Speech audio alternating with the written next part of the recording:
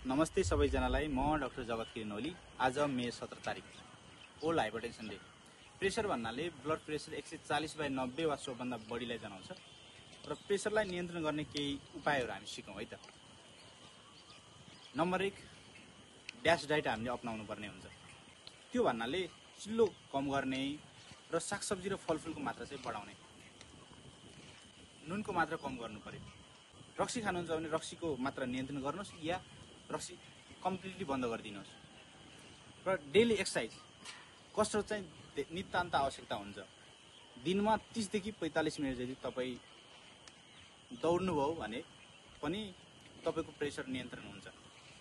सँगै तौललाई घटाउन धेरै नै जरुरी हुन्छ। 1 केजी तौल घटाउनु बराबर 1 mm अफ एचजी प्रेसर घटाउनु बराबर जस्तै हो। आफ्नो BMI चाहिँ 18 देखि 22.9 सम्म चाहिँ नियन्त्रण गरेको धेरै राम्रो हुन्छ।